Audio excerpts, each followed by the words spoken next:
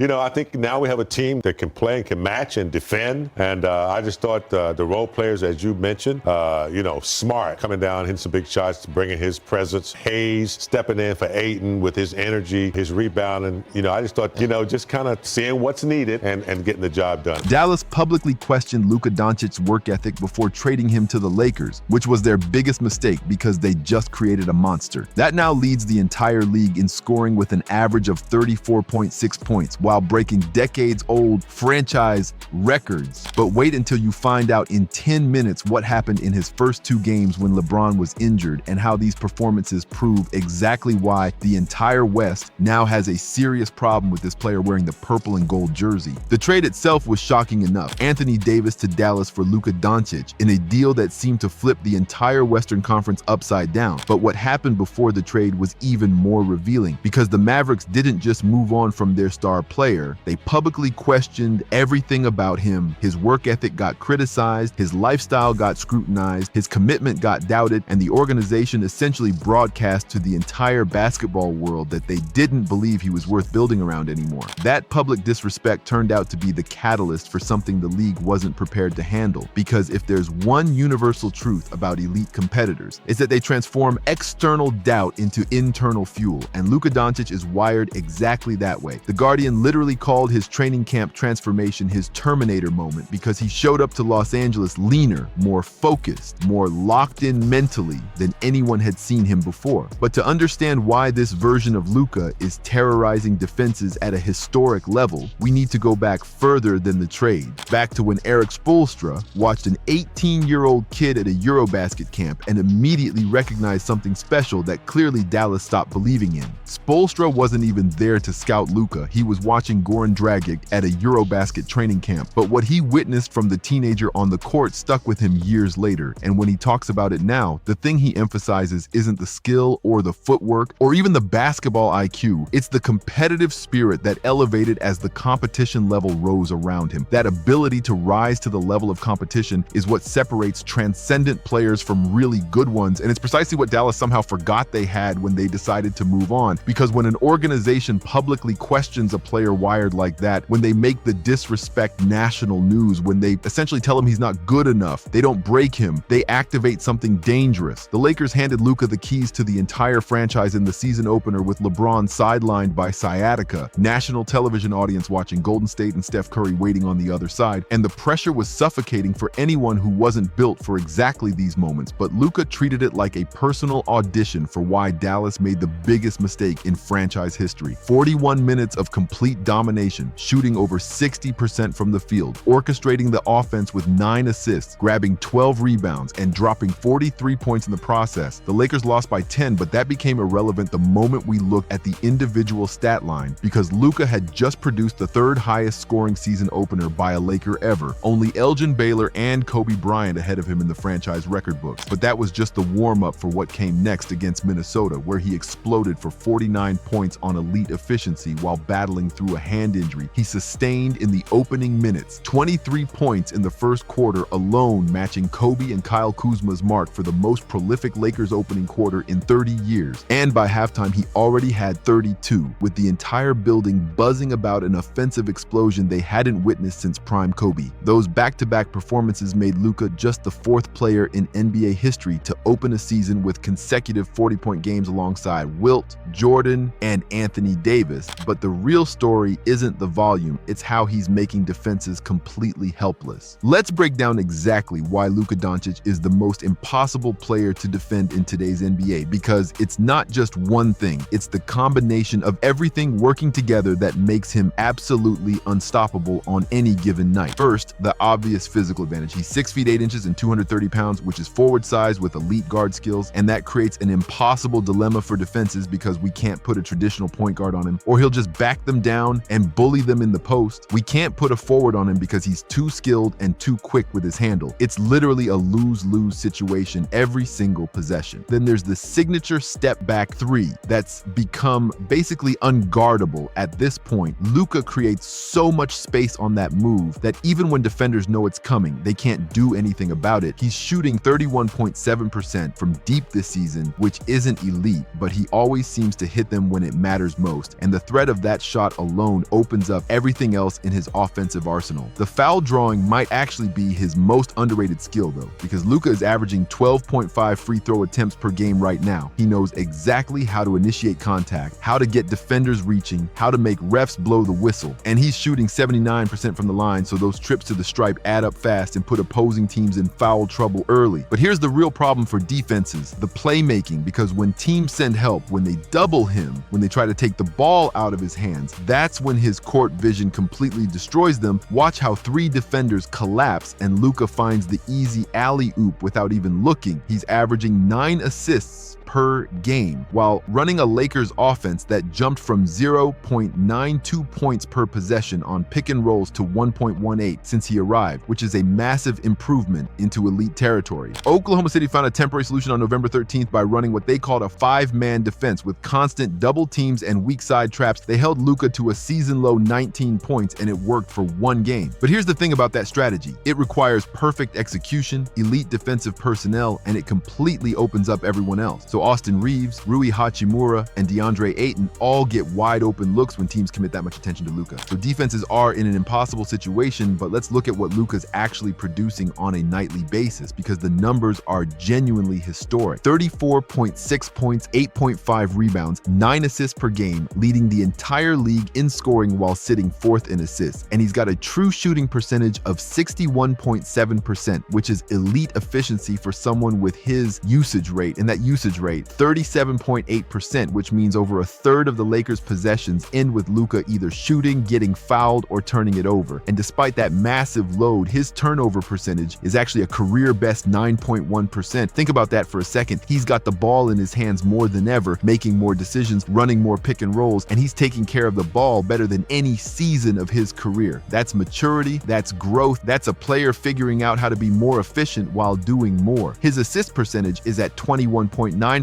which is elite playmaking territory. He's creating looks for teammates at a rate only a handful of players in the league can match, while simultaneously leading the league in scoring. And he's already broken multiple Lakers franchise records, including most points in the first 30 games as a Laker, beating Kareem Abdul-Jabbar's record and fastest Laker to 5 games with 35 points and 5 assists. For example, during the game against Miami on November 2nd, Luka recorded his 83rd career triple-double with 29 points, 11 rebounds, 10 assists, and 3 steals. Then a couple days later against San Antonio, he went off for 35 points, 9 rebounds, and 13 assists with 5 steals and 2 blocks. A near triple-double with elite defensive stats that people never talk about because they're so focused on his offense. Then came the Milwaukee game on November 15th, which was the ultimate statement. 41 points, 9 rebounds, 6 assists, and 2 blocks. Shot 9 for 19 from the field, hit 5 threes, and went 18 for 20 from the free throw line. That's 90% from the stripe in a game where he got there 20 times, and the Lakers destroyed Milwaukee by 24 points, with Luka completely taking over in the second half. That was his 4th 40-point game of the season through just 10 games, and he's now